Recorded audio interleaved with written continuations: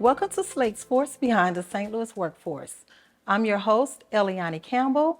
Today we're joined by Ann Willingham, SPHR, Senior Specialist for the Department of Personnel with the City of St. Louis. Ann is here to share with us how she helps find meaningful careers and gives advice to people wanting to join its workforce. Welcome, Ann. How are you today? I am wonderful. Thank you for asking. Great, great. So, Ann, can you tell us about your role on the talent acquisition team and what you enjoy most about helping people find careers with the City of St. Louis? Sure. Simply put, my role is to recruit qualified candidates and to recruit them to fill open positions.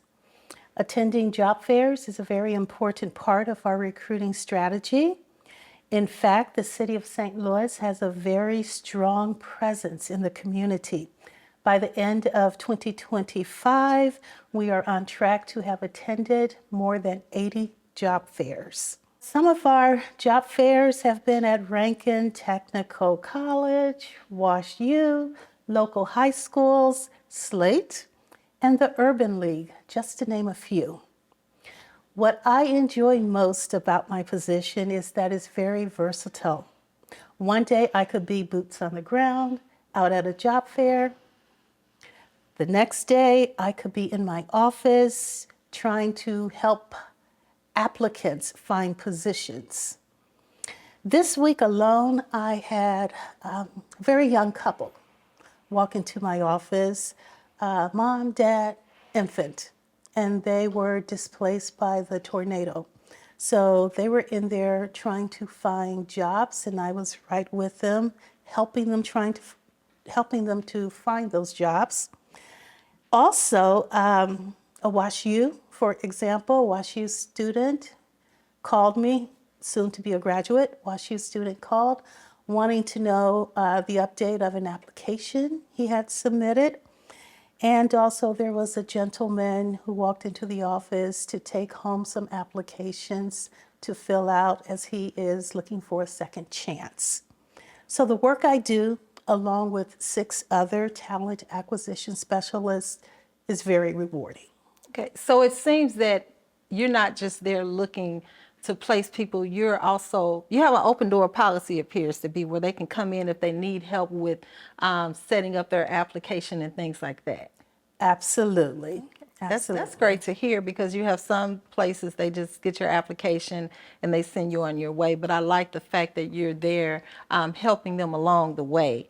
And with that being said, I have another question. When someone applies for a city job, what are some of the common mistakes or misconceptions that you see, and how can applicants avoid them so that they can have a chance of being chosen? C, resume.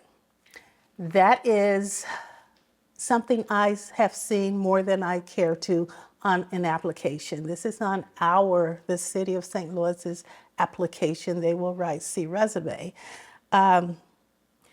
Our application is designed to pull certain information from our applicants, and we need that information to make sure we are screening their application correctly to identify them as a qualified candidate or not qualified.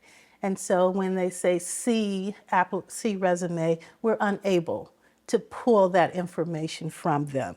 And it could be very time consuming in the process because we don't have that information, and now we've got to reach out to them to get the information. So it's very important for them to complete their application fully, and basically don't take the lazy route out saying see a resume attached as if it's like a paper application, because I'm sure you're dealing with maybe an applicant tracking system and things like that. We do have an ATS, and that is where they also will write C application. They'll type in C resume, C resume. Well, that's great to know.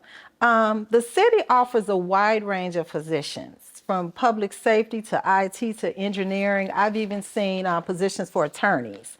So how do you help match candidates for the right opportunities? So the first thing I do is find out about their interests, their education and work experience. Based on their responses, that will enable me to provide some suggestions for them.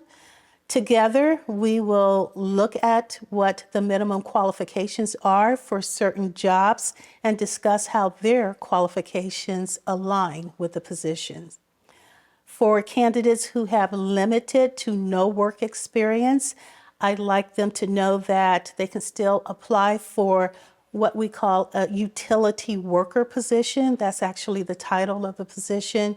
And the only requirement for that position is to be age 16 at the time of applying. Okay, one quick last question.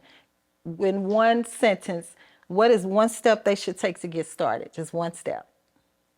To get started with their application, Yes, ma'am. before they even get online to apply for a position, they need to create an applicant profile.